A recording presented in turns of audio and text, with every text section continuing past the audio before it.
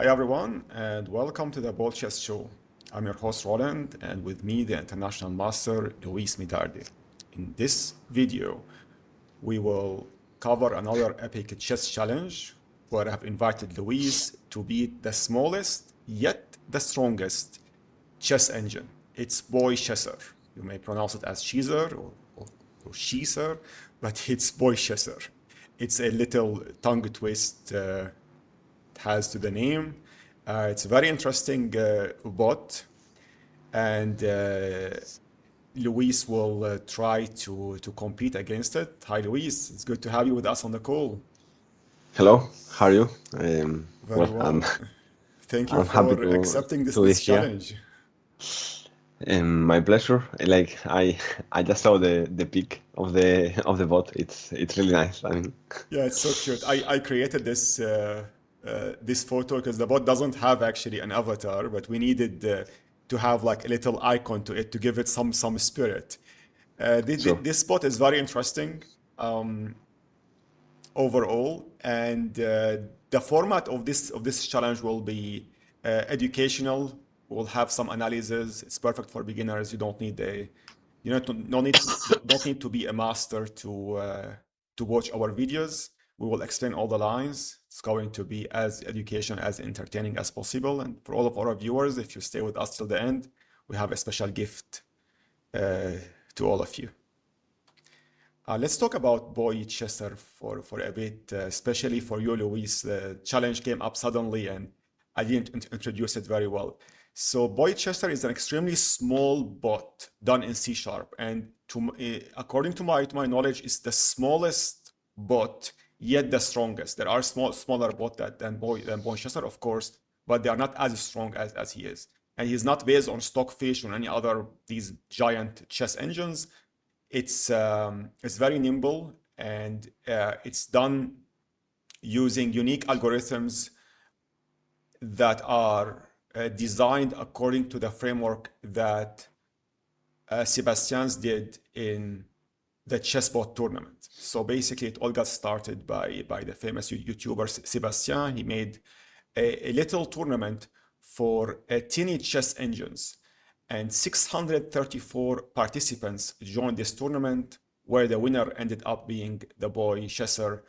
The final match was BoyCheeser against Small, another little chess engine, but BoyCheeser managed to beat it at the last match.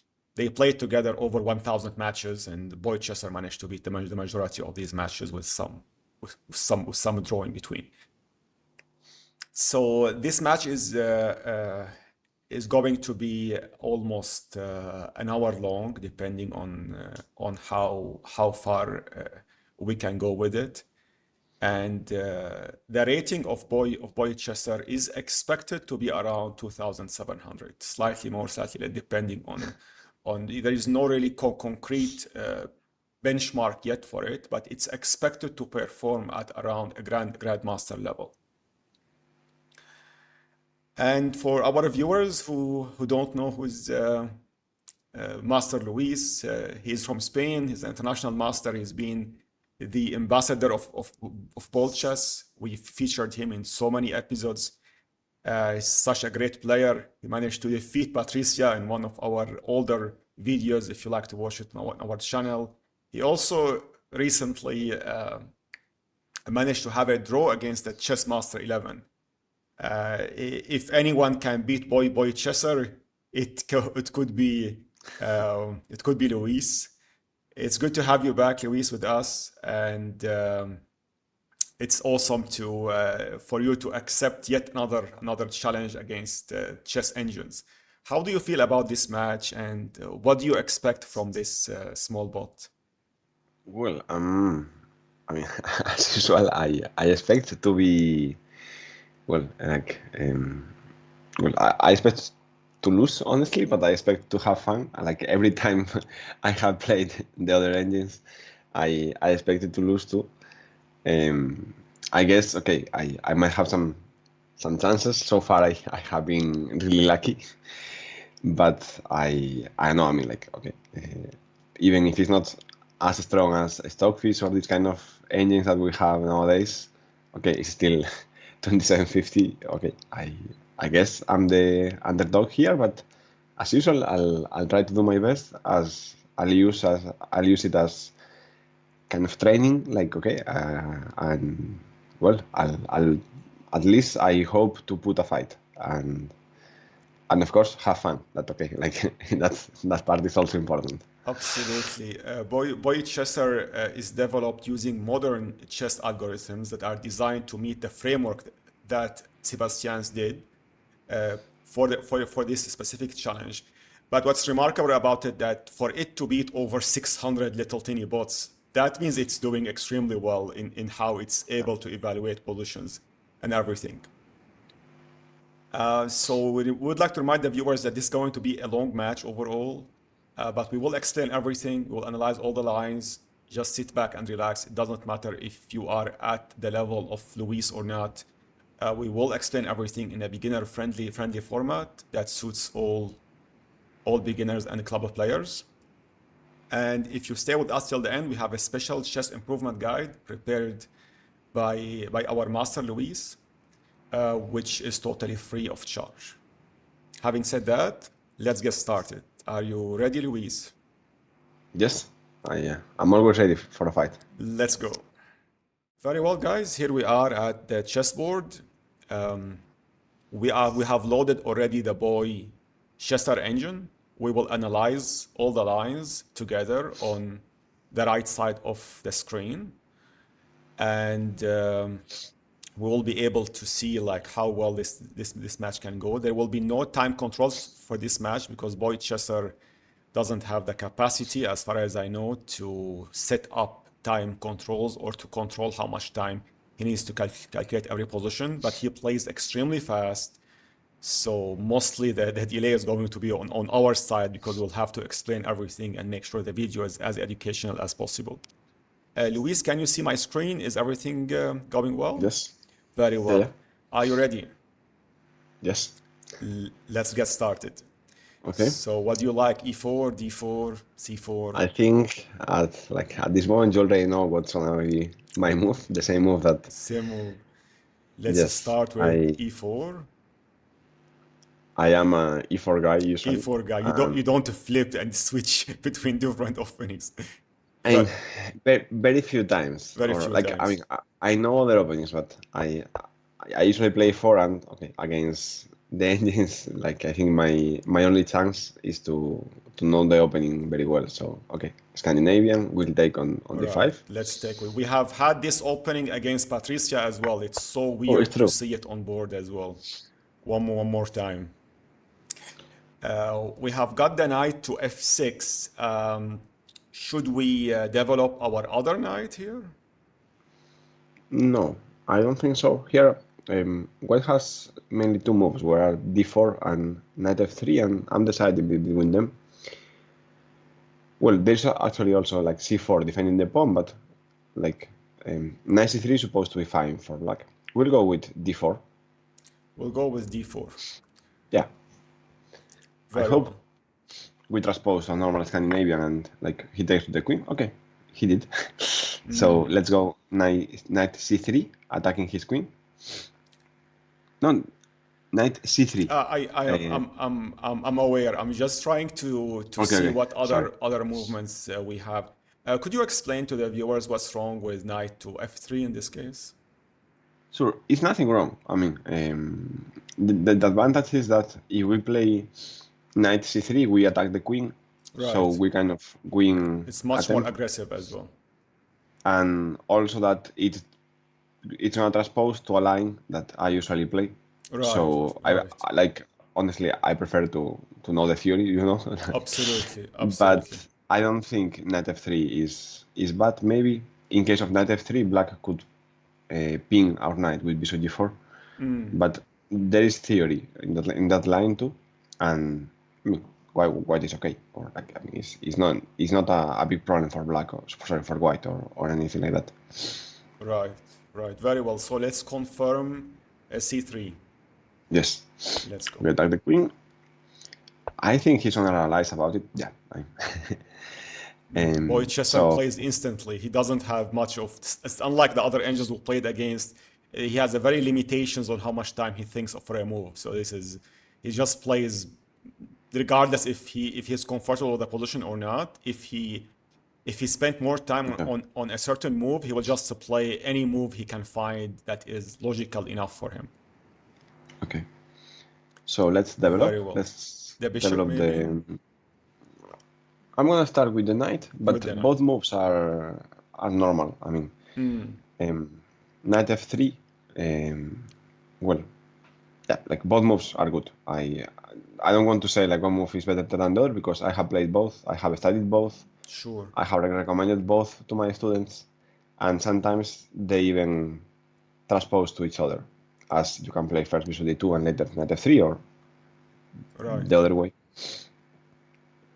So let's confirm f3. Yes, let's go knight f3.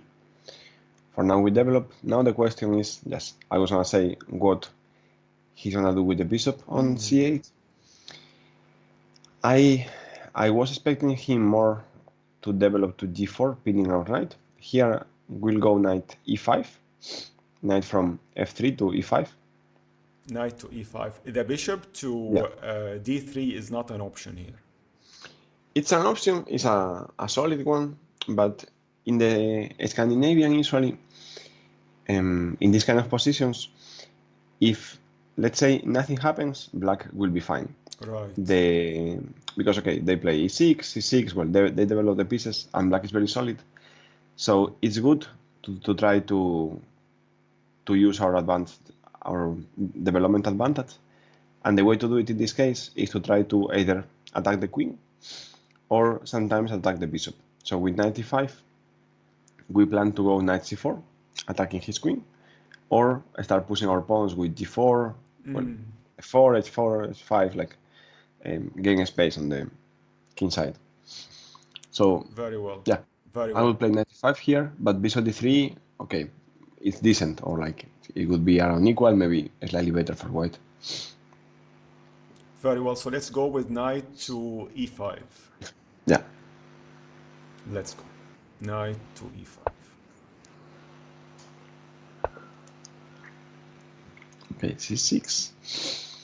Now I'm trying to remember. Do you think BoyCheeser is playing theory here, or is he just using his little brain to? I mean, I am not a computer guy, so I don't know how easy it is for an engine to come up with computer. What I'm a bit surprised is that many engines play the Scandinavian, which is considered to not be super good. So yeah, I don't really know. I know this position is not like a position I look at like every day because Scandinavian is not so common at high level, but it's a common one, or like there are, I'm sure if you check with the database, there are many games here. What's really surprising about BoyCheeser that I played against it with e4 a couple of games, and he never played the Scandinavian. It seems that he rotate openings. He has like this kind of maybe little bit of algorithms that plays the first move, plays any sensible first move first, and then it figures out the rest. So it's by chance I think we have got the Scandinavian in this match. Oh, okay. Okay, I have a little doubt here. I'll go bishop c4, but I was trying to remember the theory. No, bishop c4, like the other one, attacking f7. Okay, anytime you say a move, I'm afraid you're gonna play, but I know you are just playing around and showing some logical moves. Yes, sure. I'm basically just showing things here on the analysis board. I'm trying to see what other. I'm trying to come up with logical moves that maybe club players of my level can maybe think of in certain cases. These are ideas I would be starting to calculate on initially, at least, and even the bishop to d2 might be also something I would think of. But ultimately, these are just like random ideas. That if I'm playing this match, I would start calculating these lines first, and then I would think about other potential outcomes. How would you like Luis to go about this now? Okay, I said bishop c4. Bishop to c4. Yes, so attacking the pawn on f7. We're talking about this line here, and we are adding Yes, more pressure on this line. yeah. Honestly, I don't remember the theory, or I'm not sure. Like, I mean, I look at the different lines here, so I'm not sure if this is the best move order, or like I was deciding between bishop c4 or bishop d2. Like, okay, as you said, different moves that we might play, but yeah, this position should be good for us. So after e6, what would be White's idea here? Well, I think we're gonna play bishop d2 probably. I Bishop was still d2, right? deciding, but the main idea is that we are gonna try to harass his bishop with g4 at some point, and I was deciding between like doing it right away or waiting a little bit with bishop d2 first. And actually, I Absolutely. think I like bishop d2 here after like okay after e6. I mean, Very well. Let's confirm yes, c4. Let's do it. yes, I'm quite sure he's gonna play e6. And now I want to go bishop d2. Bishop to d2. Yes. We are flattening some discoveries. Queen b6. I was just thinking about it. I'm Do we need to not really worry sure. about this pawn? Should we slide the bishop back, for example, here? I mean, I feel with good play, we don't have to worry, but like right now we have two pawns under attack, and if he if he takes one of them, okay.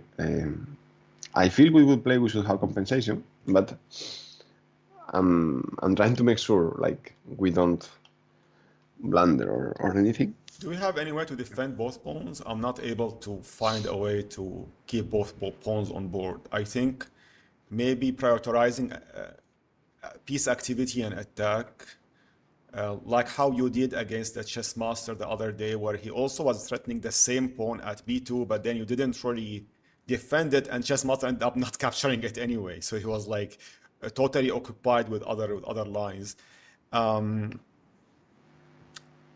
Between these two pawns for the viewers are currently under attack, and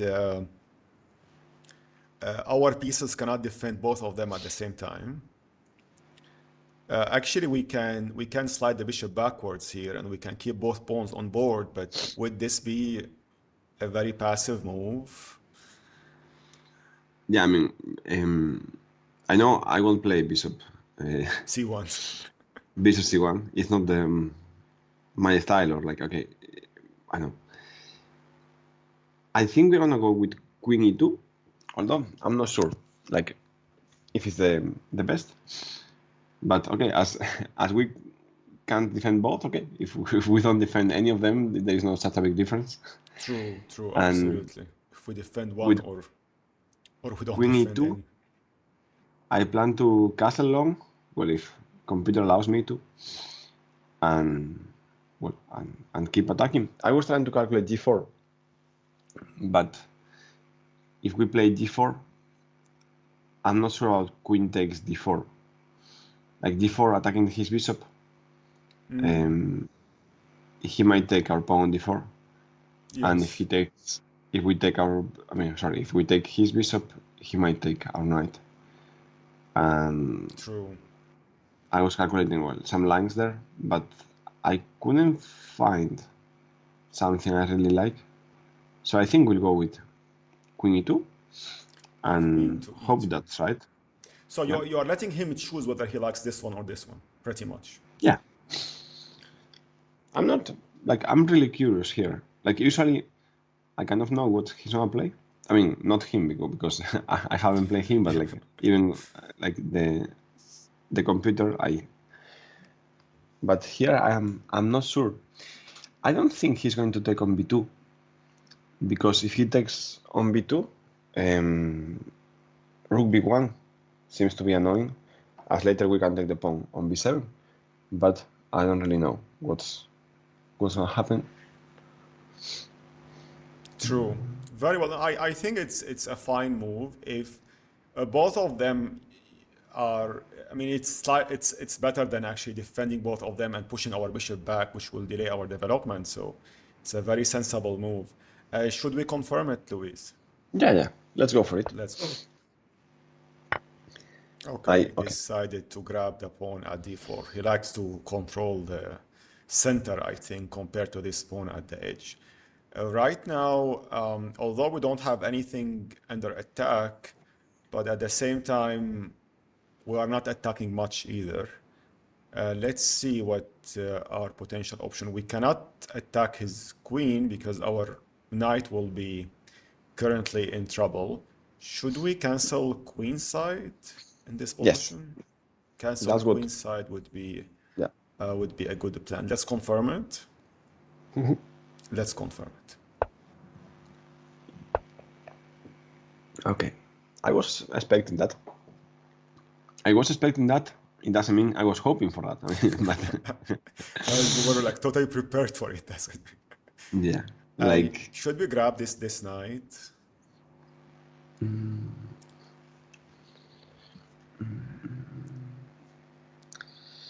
I'm thinking about it. Is this also a move? F4? It is a move. I mean, but we should have to be careful with knight takes e5, Right. followed by bishop d4. So we're talking about this line, and then if we capture back, then black, what would be the options for black here?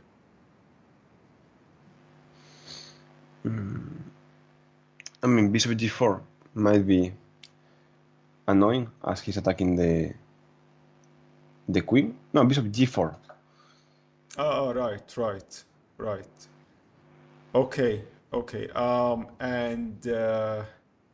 Yeah, this is indeed. What to do So here? yeah, I don't think f4 is the best idea, probably.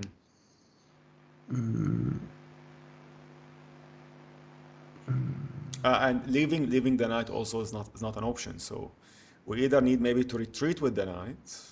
That can also be an idea, but maybe a bit passive. Yeah, I'm thinking about taking on d7. He's gonna take with the queen, I think. Or with the And knight. yes, like, and I feel we have some compensation, but I'm not sure how much, to be honest. But I don't see like any other good way to play. So Could this be yeah, a rook movement? h1, Rook to e1? he trades everything on e5, and I think we are a bit worse. So we'll try. Yeah. This is not Taking on really. d7. It's not gonna get us anywhere. Yeah. True. So this line doesn't really work. Should we trade then at d7? Yes. Let's trade at d7. He captured with the knight. I thought, although with, as you said, maybe with the queen is better, but then he likes to keep his queen in the center of the board for some reason. Now black is maybe would like to develop his other bishop. Potential squares might be c5, perhaps. This is also something we might need to account for. Should we be more proactive here and develop our bishop to e3 to prevent this from happening? I'm not sure. Where our rook will be actually eyeing his knights. I was also thinking about bishop d5. I'm not really sure here. Very interesting. Bishop d5. Offering a queen exchange is not a good idea here. I mean, we are up and down, so I was hoping to get some initiative. I do think we are still doing fine, but I think it's a critical moment because if we do nothing, he develops, he castles, and he will be Just fine. um, Just fine yes, I mean, overall. up and up. So I don't like that, obviously, and I was, yeah, trying to think how to deal with it.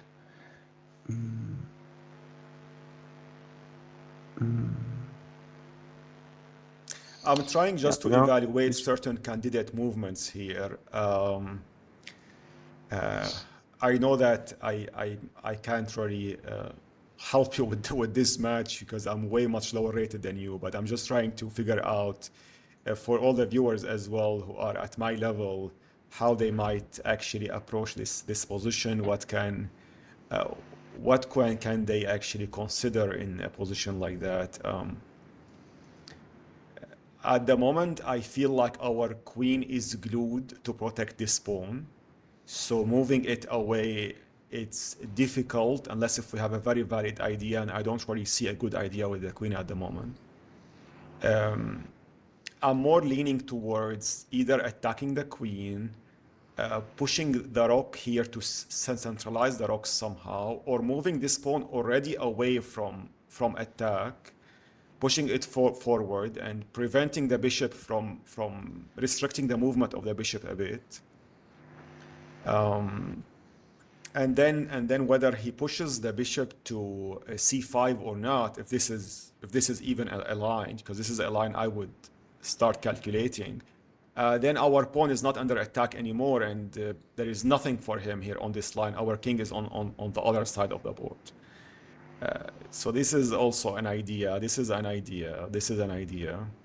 But among them all, I'm not sure which line, or if you have like something better, of course, Luis. I'm not really sure. I was trying to calculate bishop d5.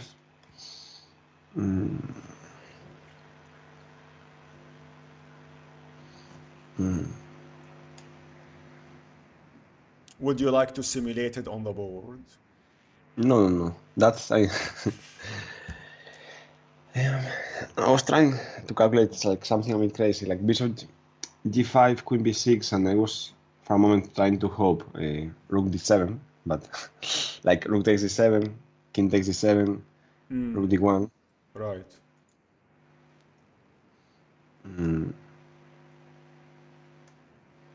We are talking about the d5 line here, right? Very well. Like I was calculating like bishop g5, he moves the queen probably to b6, or at least like let's say for example to b6. Very well.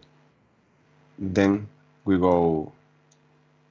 I don't think it works, but It's difficult to calculate. I'm having difficulties evaluating, like, are we actually doing well here, or it's...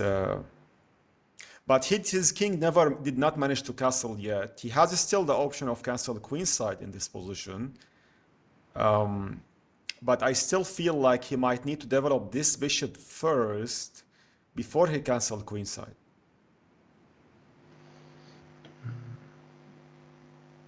In order for him to get the option of castle kingside in this case, which might be safer for him compared to castle queenside. But having the rook here at d8 might give him some nuts in certain lines. okay, we'll go bishop d5, but I'm not really sure. I was trying to make rook takes d7 work. I don't think it works. Talking about this but line, right? No, bishop d5. The other bishop To d5. to d5, trying to open the file, like the d file. A g5, right? Yes. G5, yes. Yeah, this is, we're also attacking the queen. I was more thinking about the e3 square more than the e5 square, but the e5, but the g5, as you said, which sometimes I'm hearing it as d5 on the microphone, which is totally fine. This prevents the king from castle queenside. And it also puts the queen under pressure here. Very well, let's go for it. Yeah.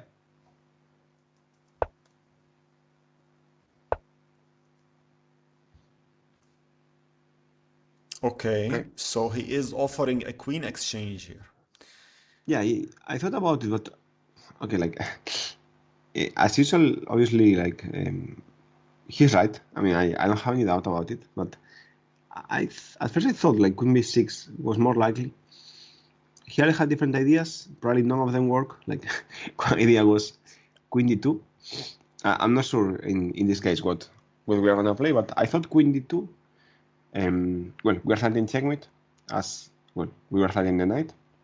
Right. If we play queen d2 right now, the knight can't move because if he moves the knight, okay, you can show this one because it's kind of nice. Let's say he goes knight b6, for example, knight b6 attacking our bishop.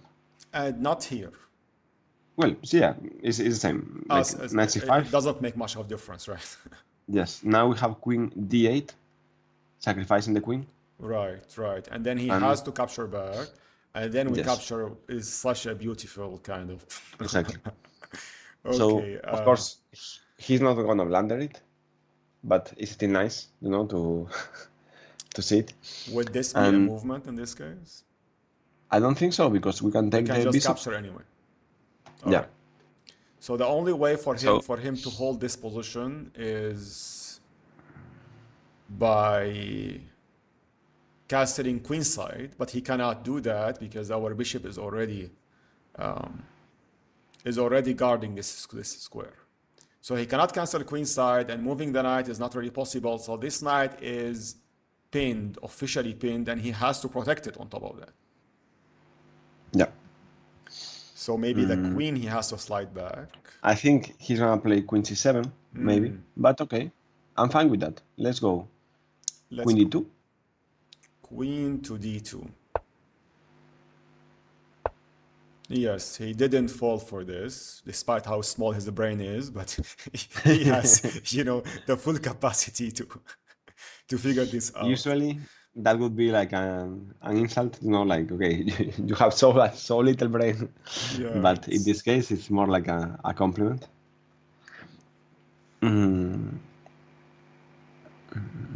I mean, for a 2,700 engine, apparently he's playing at the Grandmaster level, as you can feel from the game. He's not playing as a club player in any way. I can feel that even from the way he's replying. Very well. With f4, I'm calculating. I was thinking about that. I was kind of choosing between rook 8 e1 and bishop f4. I feel like with both, we still have compensation. Like sometimes it happens to me, and I guess to everyone, you feel like your position is good, but you're not sure about how to proceed because you're afraid something might go wrong. Or there is no clear path towards converting any advantage. Like in this case, White is not having any clear attack in mind. I mean, this is a very nice attack, but like in time he might find a way to attack this bishop. I don't know, maybe with the pawn, and then he will castle queenside, and maybe he's just fine here. I don't know, like he might not be in a very direct danger. Rook to e1 can be very interesting as well. I think this is the third match we play. This is the worst position we got. out of all the three matches. But we are still doing fine. I think I would say White is better here, although I'm not completely sure. But it's important to play really well. I mean, because like the advantage would evaporate. So I think we're gonna start with rook 8 e1. as I always tell my students to use all the pieces True. when in doubt. So okay, let's go rook 8 e1. I like this one more than the bishop as well. I feel like the bishop has to keep on guarding this square and delay the queen side as much as possible. So the rook is more interesting. Let's confirm it. Yeah, Let's go. let's go with it.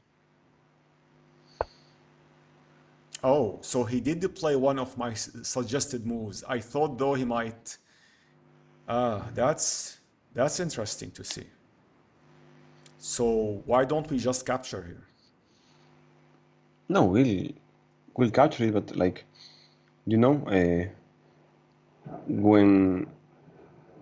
when I see a move that it seems to be bad for my opponent, I tend to think like, I mean, the natural instinct is to just like play, Just capture, but right? right now, Yeah, I mean, there might be something as else though going on. So if we did capture anyway, the only way for him is to capture back with the king. yeah, So he is fine keeping the king in the center of the board. And playing queen to g5 is going to be met by what here? I guess, well, I wasn't sure. I guess knight f6, but I'm not really sure. Knight f6, and then we capture this pawn.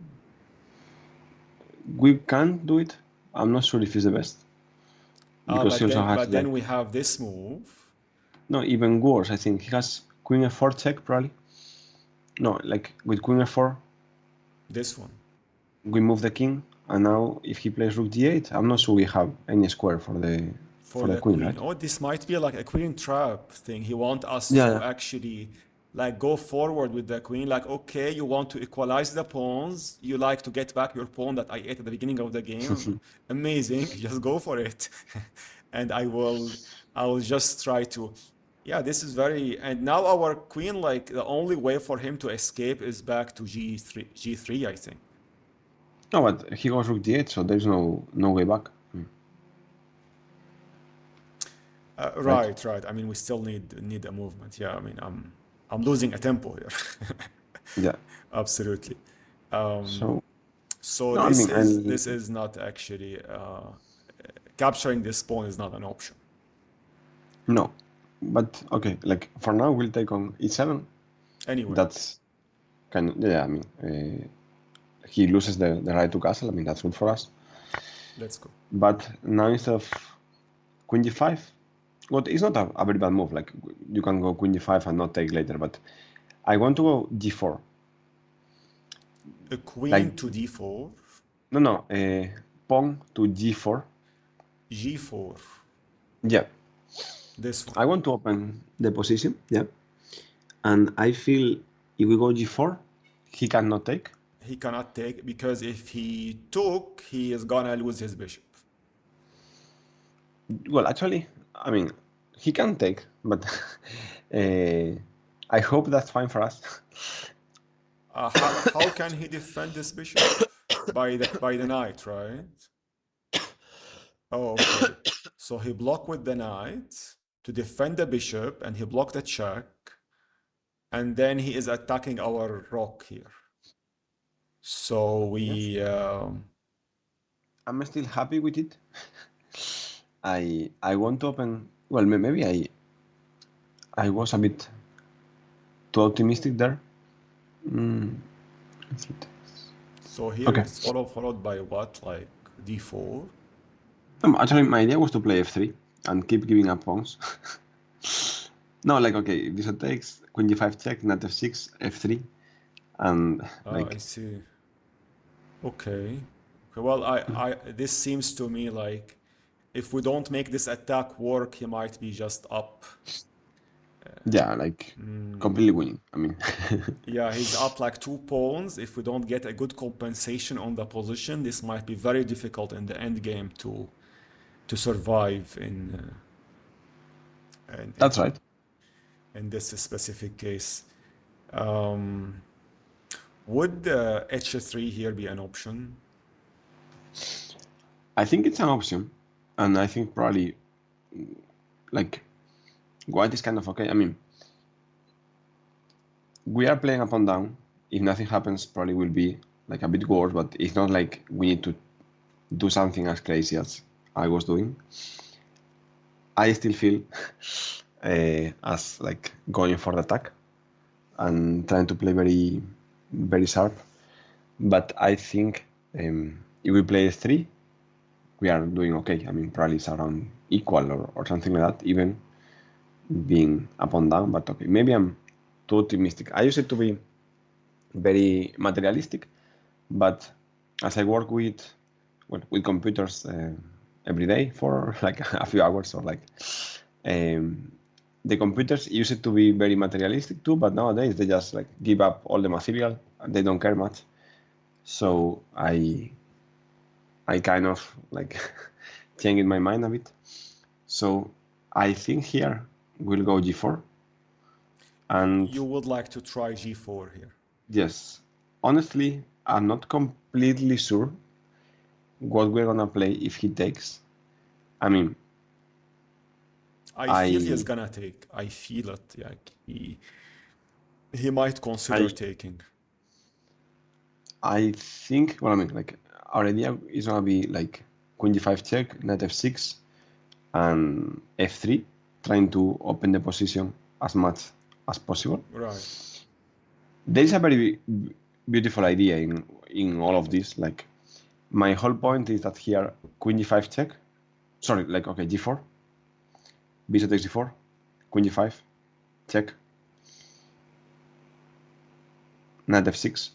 This is the only move. Very well. F3, pawn to F3. Pawn to F3. It seems like I'm just like giving pawns by no reason, but let's go with this line where he captures back, feeling so happy about his pawns. We have rook takes e6, and I think that's winning for us. Because if he takes with the pawn, we have queen takes d7 check, and we take his queen. Rook takes e6. We take his pawn in front of the king, yeah. And if he takes back again, we take the pawn on g7, we check with the queen. Right. Queen takes d7 check. That's very move interesting. The king. It's very interesting to see that from far ahead. Yeah, this is really cool. I mean, at some point he will figure this out, I believe. No. Probably he already figured out this some moves ago. And if he goes bishop f5 instead of taking on f3, we can just take with the queen thanks to the pin. So like it's not I'm attacking as crazy for no reason, just having some fun, you know. Like I calculated some lines, but I'm not sure if against bishop h3, like okay, here, like in the position you're showing on the BoldChess chessboard, we can take the bishop with the queen, and we are winning. Right. So his only move, I feel, is bishop h3 to keep the e6 pawn defended. And I was trying to, you know, come up with something here. His bishop seems a bit misplaced. But okay, we are 2 pawns down. So like that's the drawback of all of this. He would like at some point to put a rook at d8 probably. Sure. At some point. And ideally, if we can actually double these rocks, it would be very nice. If we can find a way to double them, but he's not giving us too much time, I think. But it's also an idea. Like if we are from here actually, and we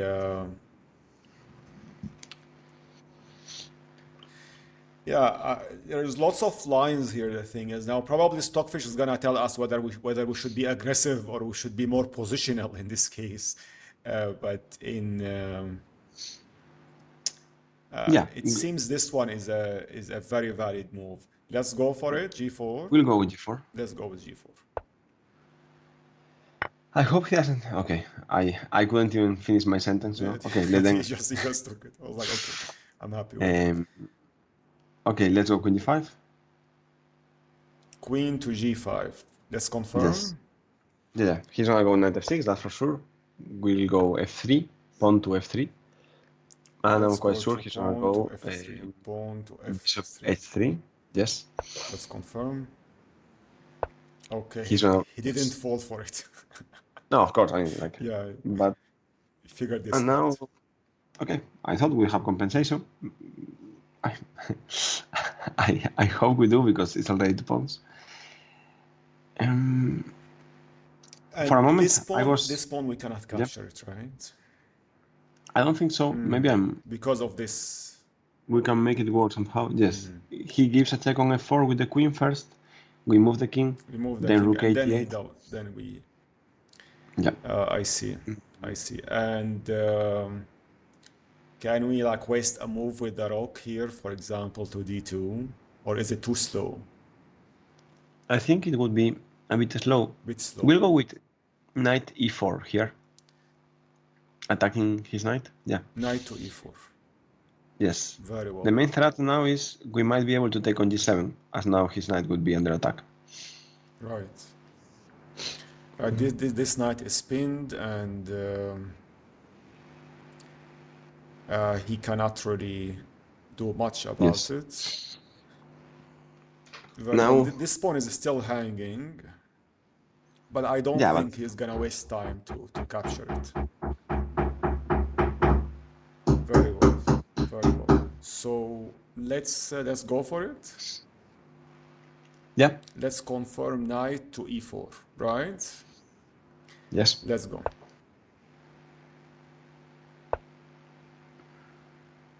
Such a calm move. I was expecting more fireworks. Okay. No, that does. Okay. I also say that doesn't make any sense. Okay. He knows better than me, but what's that? What exactly is the point of b6? I have no idea. I mean, I wouldn't have guessed this move in 1,000,000 years, honestly.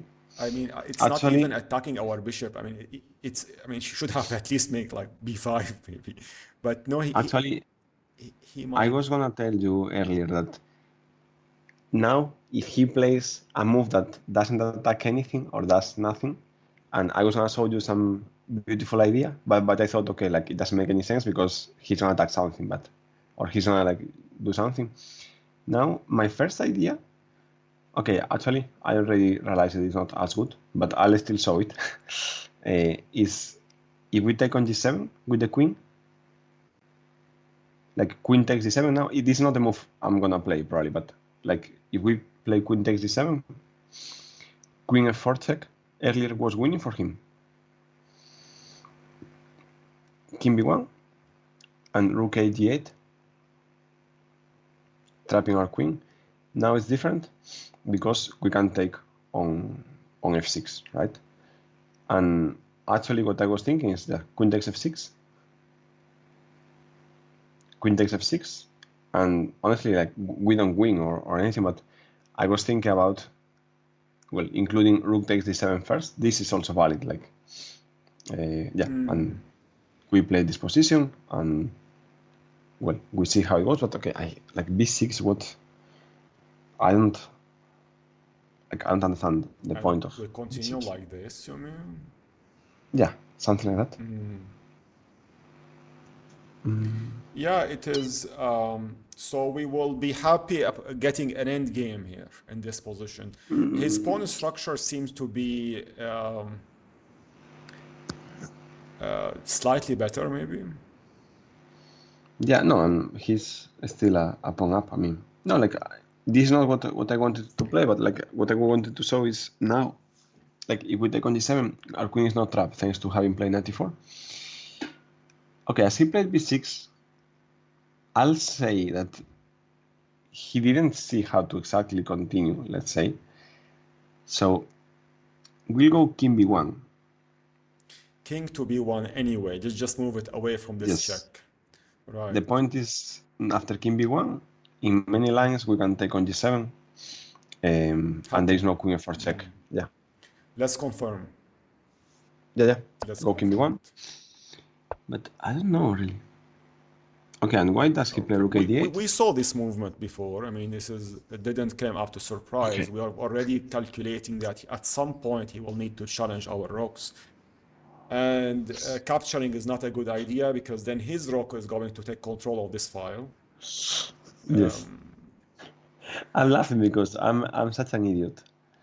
Of course he played b6. I mean, when I played queen g5, I was threatening queen c5, right? Like he played b6 to stop queen c5 check. I mean, that I honestly completely missed it.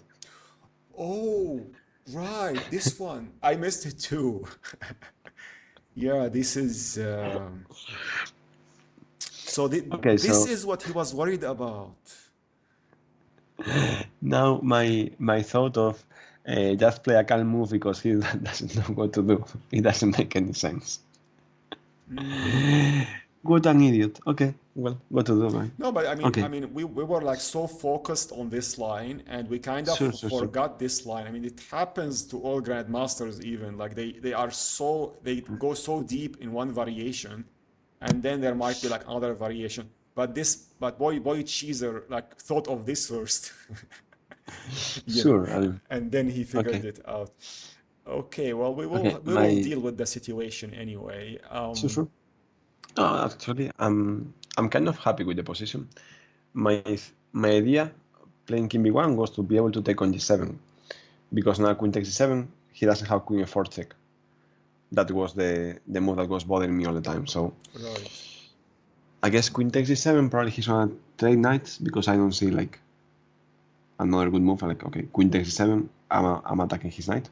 You know, and okay, he might play queen f4, but without being check, this doesn't seem that good for him. So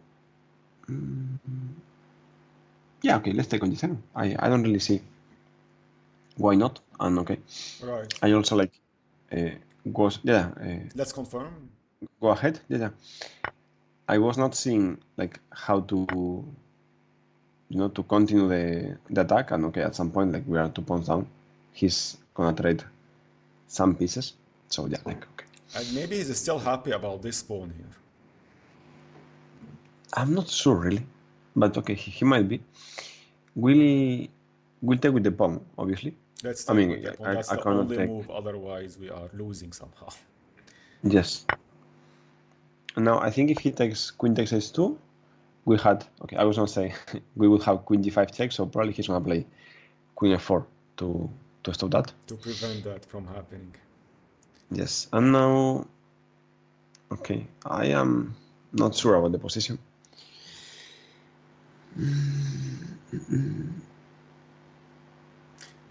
And f1 could have been nice if the bishop was not here. Yes, Yeah, it could have been nice. Let's see what can we do in this case. Is this a movement? Rook to it d3. is, but he trades rooks, I guess. He will trade. He was not gonna leave our rook standing here, of course. Yeah, he might trade. But if he trades rocks, this will be under attack, and we are getting a tempo here, no? Somehow. Yes, but I'm not sure. I think he can play like he trade rooks, and later he goes queen f6, trying to go for the queen straight, and like he's still like a pawn up, so he's probably fine here with queen f6, trying to defend his queen. Sorry, trying to defend his rook. I meant. Right, right. You are No, I talking think about this line. yes, yes. And a queen exchange, he's just okay with it. He has no problem whatsoever here, yeah, No, I think he's because happy here. I mean, we are up and down, but to be honest, instead of taking on f6, I think we might have queen d3. What at first I was completely missing, and maybe queen d3 is even winning for us. Like we have queen c7 check, and we are attacking his bishop. What like doesn't have many squares, even has like any square. So yeah, not sure because my first idea here was queen, like okay, not in the position you have on the like BoldChess chessboard, in the like in the actual position in the game. My first idea was queen c3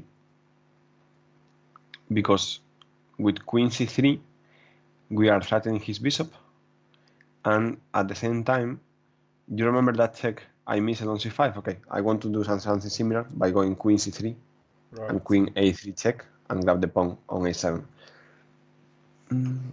So I don't know. Yeah, I think we'll go queen c3, but to be honest, I'm not sure there is something wrong with rook d3. Even rook takes d8 is interesting, but you know, like, okay, we have to choose a move. So yeah, let's go queen c3. So we are going with the queen to c3. Yeah. Very well. Let's confirm it. Go ahead. I didn't see that. So we have to capture Oh, back. no. Sure. That's fine. That's the only move. I think, yeah. I guess, well, maybe I'm, okay, I missed that. Okay, it seems a bit strange. So he gave up on this file in exchange for what exactly? He wanted to... I can't see why he decided that he doesn't want... Yeah, I'm not completely sure either, to be honest. He saw Actually, yeah. something probably he didn't like. No, but here, if we double, I don't know what he wants to play. I mean, Queen to d2 is an option here, right? yeah, I was kind of deciding between queen d2, queen d3, queen d4. Queen d4 Like, maybe is better.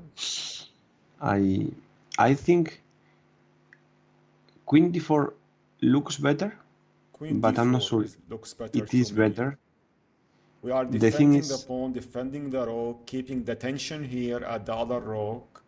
So any yes, movement that does not attack, so his queen cannot just simply like go somewhere and leave this rook unattended.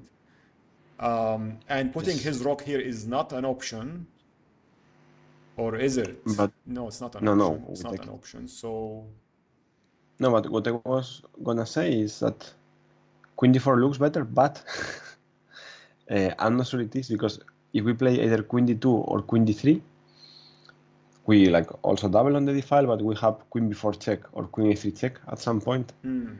So I'm not sure which one is better. it's very interesting position. It's not simple as well, despite that the board may feel a little empty, but it's really not simple position to calculate.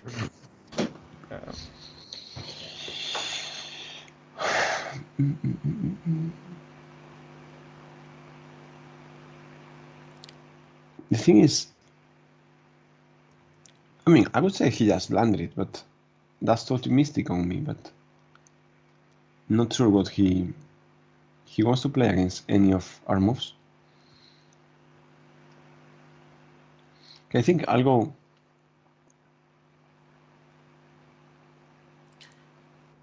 I would suggest d4 is totally fine. I don't know. Because I can't really think of, I mean, it's always good for chess players when they're playing a game to think about what the black can play in a certain position. And with queen to d4, I'm not able to find any immediate threats for black. But also for what, like, I think he's gonna go rook d8 probably, let's say. Okay. And even if we have checks on the d file, I'm not sure how to win. If we go queen d3 and he goes rook d8, we might think about queen a3 check. True. That's also an option. I think just that the thing that attracts me here is like this is a powerful combo to have on one line. This is just the idea. And if we consider something else, I mean, naturally, I'm not able to find better, more appealing movements. At the moment, our rook is under attack. So it's either we protect this rook or we move this rook. So it's a simple position. I mean, it's a decision. I mean, not a simple decision, but it's this decision between the queen and the rook, whether we should move the rook somehow or protect the rook with the queen. So moving the rook, I can't find like a good square for this rook to go to. Maybe I think e1. we'll go. No, for me it's kind of clear. We have to play like queen to the d5, but I was deciding between all the Between three this and moves. this, I you think mean? we'll go also queen d3, but I think we'll go queen d2 Queen to you prefer d2 compared or to d4. yes, I know I prefer something else. I mean, I prefer either d3 or d2, and I'm not sure which one. I'll tell you the reason. If queen d4, like if we go queen d4, he goes rook d8, as I was saying. Right. I don't see a follow-up here. And okay, I think we are still better. We are like maybe even winning, but he goes rook d8. I don't see how to win here. How to evaluate? However, if we go queen either d3 or d2, I think after rook d8 we are winning because well we are winning. Yeah, I think we are winning. But okay, let's say rook d8. We have pawn to e5, and with the queen on d4, he can trade queens on d4. But right now, if we play e5, he cannot. And now he doesn't have the chance to escape via f6. So I think that's kind of game over. If he plays rook d8 and we push our pawn to e5, taking away the f6 square. So we'll go queen d2. Let's go to queen to d2. Let's confirm it. Yeah. Let's go. Okay, rook e8. I didn't see this Now one.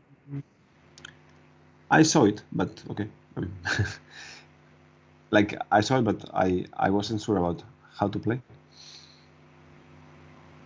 Very well. So now, I mean, one idea is queen d6 check, and another idea is queen d7 check.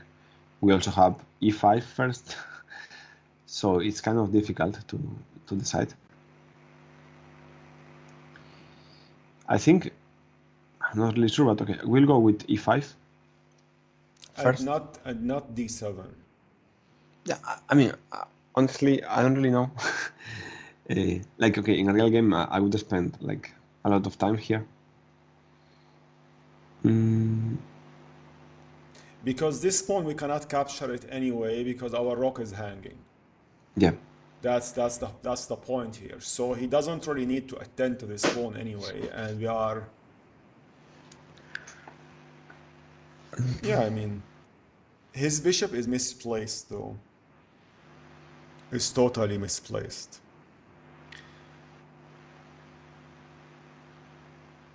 Actually, I don't really know what to play.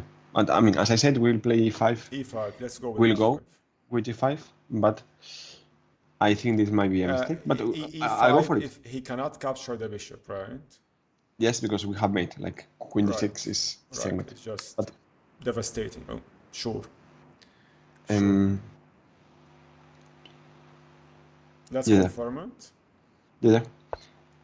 As I was saying, like as I said, e5, I'll go with e5 because like I don't want to take my moves back, and that would be similar. But I feel maybe the check was better. I don't really know.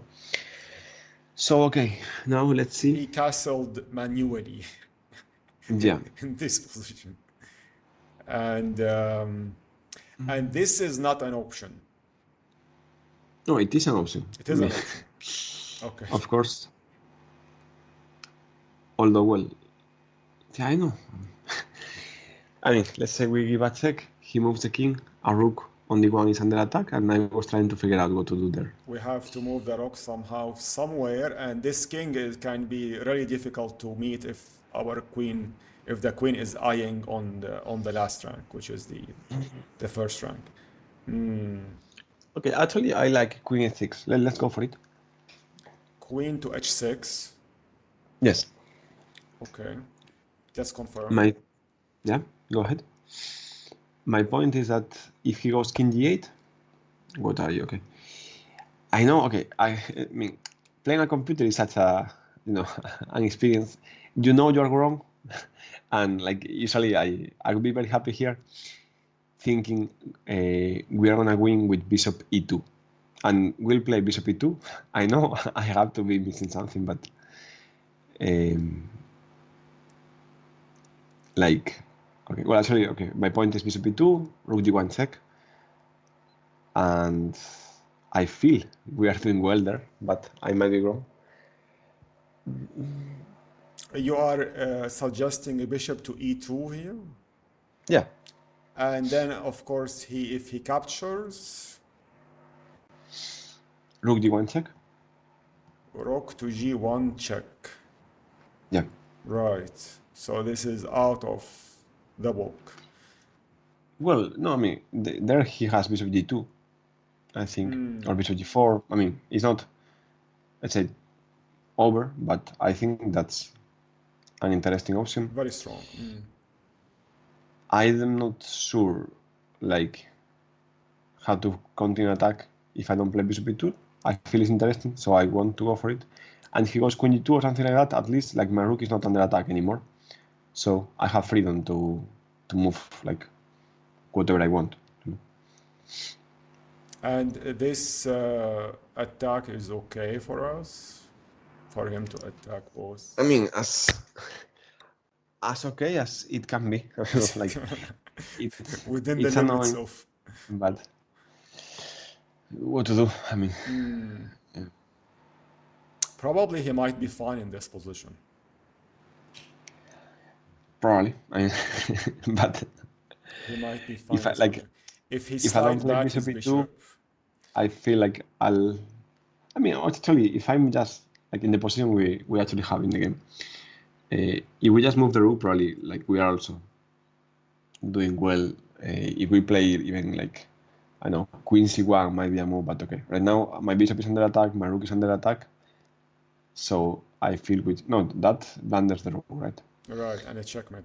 I was just trying to see like if we how to add pressure here on this file, on this square, on the h7 square, and to do that we need multiple movements. We have to get this outside the attack, and then we need to somehow add more pressure here. His queen is glued to this bishop to protect it, so it will take him a while to figure this out. But right now we need to deal with this attack here. So our rook is under attack. We have to figure out what to do with it, and moving it away from the first rank is not a good idea. This means that we need to somehow slide it somewhere, maybe to the e1 square. No, I mean, I want to go bishop e2. Okay. You confirm this movement? Yeah. Okay, let's go. I'm not sure it's the best. But honestly, it's let's confirm it. Yeah, go ahead. But okay, he didn't have much of a doubt. Okay, rook d1 check. No, sorry, wait. Rook d1.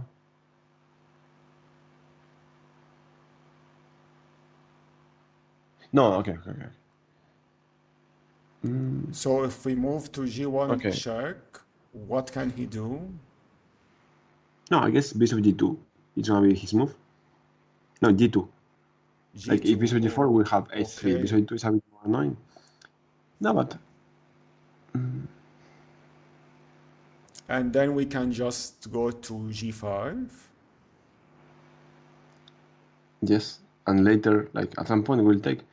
But okay, actually, this was my initial idea, but he felt comfortable entering this position, but we don't really have much of a choice. We have to give a check, I think, here.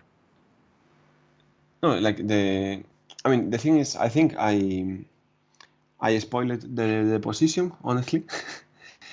After rook d1, I mean, I feel probably we were winning, but okay. So long story shorter, I'll go instead of rook d1, we'll go queen g5, but no, I don't want this. Besides, like he's still a pawn up and he has rook d8. He forces us to trade rooks, Yeah. and the Wow. opponent is Yes, losing this for us. is very. Yeah, this is not No, good but for us. Mm. earlier, like one move earlier, like with the rook on d1. Okay, like at first I had seen rook g1, and I think rook g1 is also a draw, but I think it's easier for us if we go queen g5 first. And Okay. we are gonna give a perpetual. So I feel probably I spoiled a very good position. And if instead of bishop e2 we had played rook e1, maybe we were winning. Because if here he wanted a draw, okay, but yeah, queen f6, king d8, queen d5, king f8, queen f6. If he goes king e7, we have queen f6 or queen d5 there. And yeah, basically we'll play queen g5 and make a draw. No, with the rook on d5, it's like it's not possible for him to run. I don't know then. Okay, I think I was influenced by the fact that we are playing against a computer, so I'm always happy with a draw. But it is Yeah. a very interesting position. Like we can indeed force a draw here. There is not much he can do No, about it. it's over. Like okay, like it's not possible for him to do anything. But the issue is, probably rook e1 was just winning then. I mean, or rook c1, or like if we had moved the rook away. But I know like okay, I kind of didn't feel we could be winning. I only felt that against Patricia because Patricia was giving up pawns and pieces and like playing too crazy. But yeah, it's okay.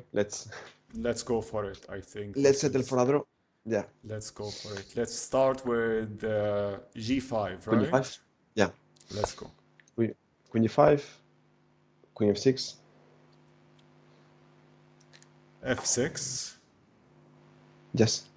No, he's only moves king d8. We go queen d5, and that's it. I think. And let's return back to G5. Yeah.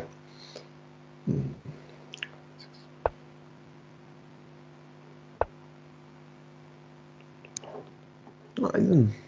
Let's go to H6. Yeah. King d8 again. Well, yeah. Well, in a real game, before giving a perpetual, I would spend kind of my remaining time making sure I'm not winning. But here, I'm a piece down.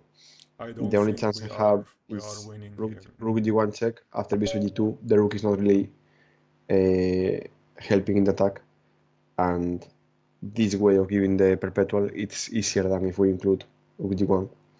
So yeah, I know. Absolutely. This was a very interesting match. You yet again you managed to compete at a grandmaster level against BoyCheeser.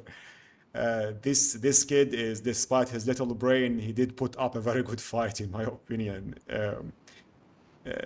Such an interesting bot. Believe it or not, this whole bot is developed in only one file of C#.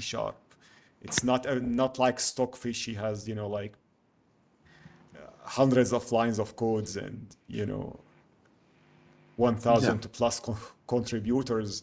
It's only few contributors that managed to come up with this algorithm. It's very interesting, Luis. Thank you so much for yeah. such an amazing match. We No, are sorry. going to jump to the analysis board, and It's it's hopefully, always a pleasure. I was thinking, I'm thinking like if we had moved the rook, probably we were winning.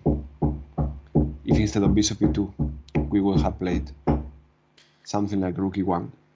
Because if actually, okay, like I'm I'm stupid. I mean, once you really think about it, okay, we go rook e1 here or rook c1. I don't know, but E1 his king is really weak. I mean, we is have very bishop weak. d3 later. Uh, his queen can't move really. If he moves the queen, well, queen e2 is decent, but like in general, his queen doesn't have many squares. It depends where the queen moves. We can take the bishop on e3. If he moves the queen to e2, what might be the best move? We might consider bishop f1. We might consider bishop d3 attacking on h7. Right. Just a3 making room for the, like making a loop for the king should be good. I don't know. I mean, yeah. Yeah, I believe we are in a very aggressive position, and maybe we needed a very calm move here instead of being extremely aggressive. And he seems to be happy with a draw here because he felt he might be at a disadvantage in Yeah, yeah. in some sense, despite that he is up a pawn, but this pawn is not going to get him much unless if he enters the final phase of the game, which is the end game.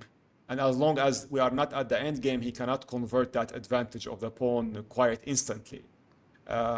So when he saw our bishop, he was like, okay, then let him do a perpetual check. It's still better than losing the entire match.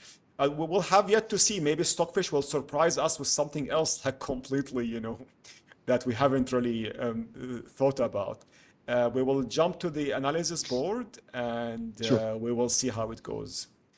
Very well, here we are at the board. This is the game that we have played against BoyCheeser. We have loaded the Stockfish version 17 here to give us the right analysis. Let's get started. Luis started the game with e4. We accepted the exchange, and then we attacked the queen here. Queen moved to e5, and all of these are standard movements. There is nothing really, there are not much of notes to comment on these positions. Knight e5 followed by c6. We are trying to add pressure. Black is defending very well here. There's nothing really wrong with these lines. Until we see an inaccurate move by Black, which is the queen takes d4. Stockfish here is recommending instead knight b to d7, and then white might reply with cancel queenside, followed by bishop to b4, a3, knight to e5, d takes e5, and then we have the bishop. The bishop captures back, and we have a very nice line here. And here in this variation, according to Stockfish, Black is holding very well. What do you think, Luis, here in this specific line? Did you feel in the game that queen takes d4 is a slightly inaccurate move? I was not sure how to refute it, but I am like, okay, I was kind of aware that in general, as Black hasn't finished his development, if he takes this pawn, white should be a very strong initiative. But the thing is, against computer, like computer will be able to survive quite well, and it's not so easy to punish it. But yes, I thought the correct way to play for Black was to prioritize finish his development over just grabbing a pawn and lose a few other tempis by like having to move the queen because of the attack and the discoveries. So yeah, I mean, I completely agree with the Stockfish, obviously. Indeed. It's very it's difficult to see from far ahead, as you said, but it felt like maybe Black could have played in a more solid, conservative way and prioritize the activity of his pieces instead of just jumping the gun and moving on with the queen. So the game continued. You're still playing the best moves here, which is really amazing, Luis. You went for cancel queenside. This is again all Stockfish is recommending these moves. As we can see, we captured the knights. And then here there is a bit of inaccuracy according to Stockfish is a mistake, but it depends on how we see it. Stockfish here is more favoring in this case bishop to e3 instead. And although the line is not printed here, but I believe the line according to Stockfish goes as follows. And Yeah, mainly, I think white is adding more pressure here compared to.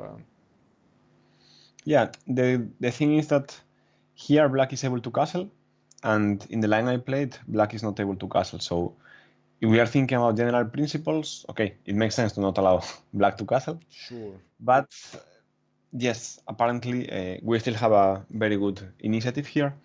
I think if I would have played this way a bit earlier, instead of pushing f4 on move 15, Right. there is knight b5, what is also instructive. Like, yeah, this is the line. Like, okay, queen f6, as Stockfish suggests. Yeah, like go forward, d4, bishop g6, h4, h6, and knight b5 here is very good. Mm. And if I would have seen that, probably I would go for this. This was easier to evaluate. Knight b5, and yes, I think that is also good. Yeah, Yes, actually, Stockfish prefers it it's right now. totally good. Yeah, there is nothing wrong with it. And the black cannot really capture here for a very simple reason. We are adding lots of pressure on this knight, and this knight is pinned to this king. The king is not safe anymore, and it's very difficult position. And I mean, black lost a complete point instantly without even um, doing anything. And we will be able to get back the material, I believe, in this position. It's just a matter of time. Yes, I think this is, well, even stronger, or like it's easier to understand for me than the line Stockfish suggests, Is I think. recommending is more of a positional line he was recommending, more like a solid line. Yeah. I think that requires deep calculation. It might not be very humane, to say the least, if we were to take it. Then the game continued here, and all these moves, according to Stockfish, are passable. We have analyzed them throughout the game. Of course, Stockfish might be recommending slightly more optimal moves like adding more pressure, attacking. We thought about this during the game, if I remember, and we did not see much of difference compared to just pushing the pawn. I mean, the difference is just around 0.1. It's just very negligible difference, which doesn't make much of a practical, uh, you know, advantage in the game. I mean here whether the knight or the queen to have another check, but it's very much the same. And even now with enough seconds, even Stockfish is recommending the same moves that you have played. So all of these moves are really among the best moves that we can have in this game until we reached this critical position in the game. And I remember you told me here that this is a critical point, and we really need to focus well and see what to do in this case. Here, BoyCheeser did his first blunder in the game, which is basically moving the queen to g4. He was supposed to not lock his bishop. This move, the problem with it, that his bishop is locked now on this square. Instead of freeing it, it's currently locked.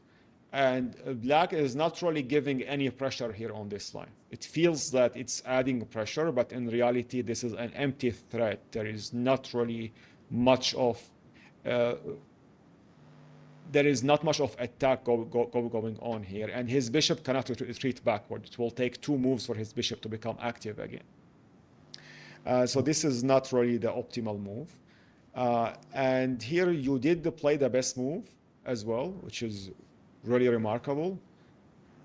And what the Stockfish did not like, though, and he thinks that the advantage is completely gone, is by simply pushing the pawn. Although it feels a very practical decision, we are adding more pressure here, and we are maybe preparing the queen at some point. It felt very logical to us at that specific point, but it seems that Stockfish believes here to capitalize on this advantage, we have to play the cold move b3, followed by, of course, the king will slide, and then and only then we jump with the queen. And I did not see this line at all that Stockfish is currently showing, and it's very difficult to see it from far ahead. To see this spin and this combination of moves is very hard. I don't know if this is like something in a real match we would be able to see it. What do you think, Master Luis, here in this? No, I think it's very difficult. Like It's very b3 difficult.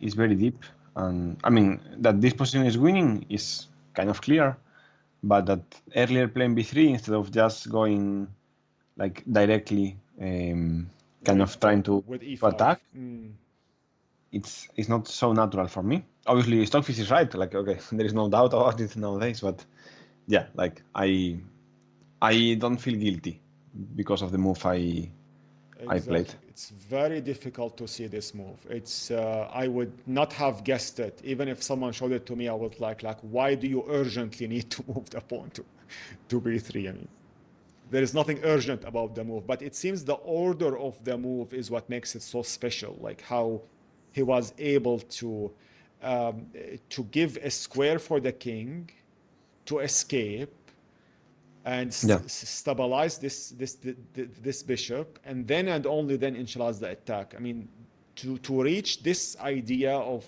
that we need a square for the king first, I mean, a player has to go over so many variations and lines to figure this out, and maybe it's not at a human level, not even at an international masters level here to be able to get it exactly to this point.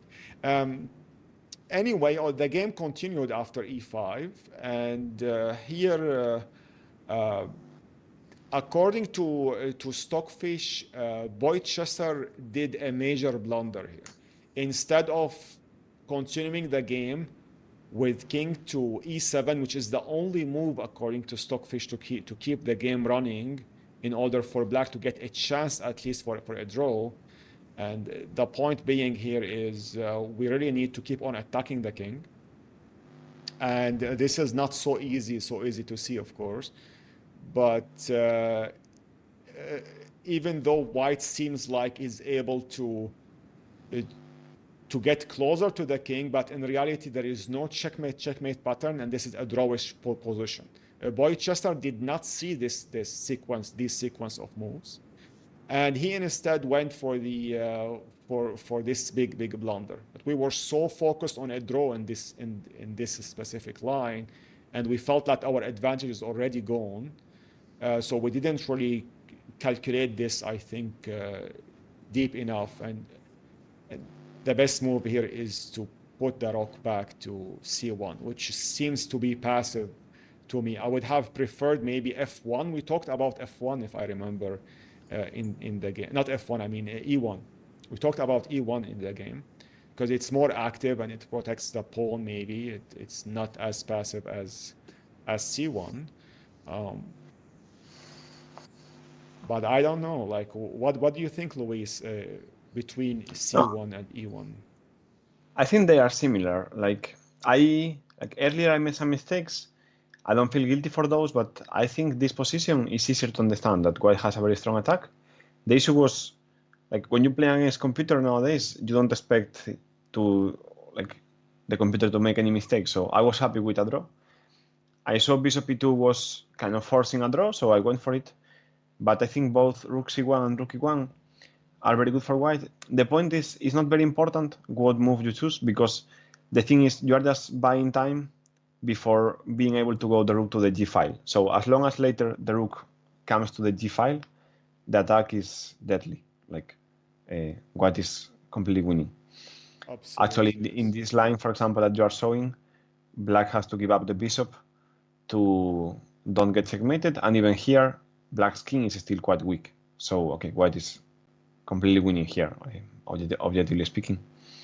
there is still lots of work required, but we can feel the pressure already. And probably the audience can also feel the pressure that Black is really not doing well here, despite that he still has queen on boards, but his pawns are falling and the pressure is adding up.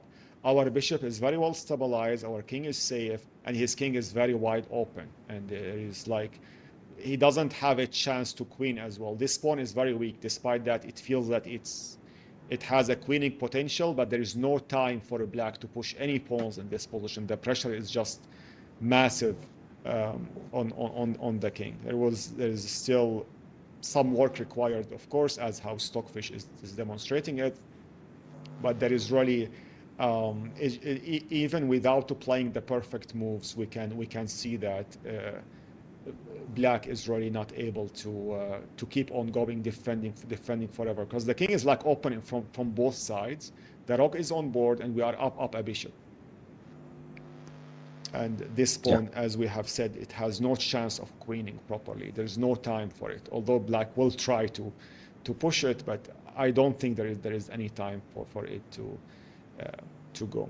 So that the line that we went to in the game instead is the bishop. And although this is not although it doesn't put white in any disadvantage, but at the same time, our advantage will be lost with this move. And we saw that in the game. We had no choice but to keep on repeating moves here. This rook is under attack. We cannot waste time. Moving the rook is not an option as well, because the king is also stuck between these 3 pawns. Now we see maybe why moving to b3 was somehow a sensible move, although it's difficult to see from far ahead. When we arrive to a position like this and we see the king is stuck at the back rank, we would have wished if there was like a pawn here which was kind of elevated, where the whole attack would have been delayed, maybe one more move. But regardless, it was an amazing match, and you played almost flawlessly, Luis. You did only one blunder, and this blunder is, I mean, maybe in the eyes of Stockfish, 17 is a blunder, but to a human player, it's very sensible, practical decision. Especially against an engine that is extremely strong, like BoyCheeser. The only mistake that was in the game, which was inaccuracy from a practical point of view, which was the bishop. And the inaccuracy, according to Stockfish, was the pawn to e5. That's all there is to it. Whether BoyCheeser did actually 2 major blunders that maybe a player with infinite, not with unlimited time control would have capitalized on. But overall, it was an amazing match, and you absolutely played at a grandmaster level here. It was not something easily achievable, a draw against BoyCheeser. It's good to remind the viewers that BoyCheeser won the Tinibot championship, and his rating is way above 2,700. So this is not something a normal player can actually just sit down and say, yeah, I can play, I can have a draw against BoyCheeser. No, out of hundreds of matches, you might not be able to get even a normal draw against this guy. It's a very good chess engine. And Luis, I'm so glad you played, you accepted this challenge, and you demonstrated an amazing technique and skills here. And this is also an amazing lesson to all chess players, to see how grandmasters think of positions, how masters analyze positions, how they make practical decisions. These things are valuable. It's way more valuable than going online and Googling what is really the fastest opening to improve in chess, for example. It's these are the practical lessons that students need to take home at the end of the day. Thank you. Very well, Luis. You also did a good job, like analyzing and commenting and well, explaining your ideas while we were playing. Thank you. I did my best. I'm trying to bridge the gap between the masters level and the club player level or the beginners by giving them some kind of intermediate lines where they can analyze them, and then they can go to you and get the more advanced version, deep version on how to go about things. For all chess players and the viewers who are following us, make sure to subscribe to our YouTube channel and get notified of our exclusive training and the upcoming chess guides. I hope you enjoyed this video. Please comment in the comment box below this video if you like us to feature any specific challenge or any lesson in our future classes. And make sure to check our free chess tactics course here on YouTube. This is one of the best courses we did, completely for free. It goes throughout all the chess tactical motives that you need to know to master the game and to improve and to be able to come up with lots of good tactical patterns. Whether you are playing bullet chess or blitz or even rapid matches like the one that we have, like the one we had against BoyCheeser. And for everyone who managed to make it this far, would like to note that we have free chess study guides available for everyone. You can just visit our website at boldchess.com/free-guides, and you can just fill up a little form, subscribe to our newsletter, and get access to these free guides. Thank you so much, Master Luis, for being with us today. It's been a pure pleasure to have you, and hopefully we will have you in more challenges in the near future. Sure, it was a pleasure for me too. Likewise. All the best. Thank you. All the best.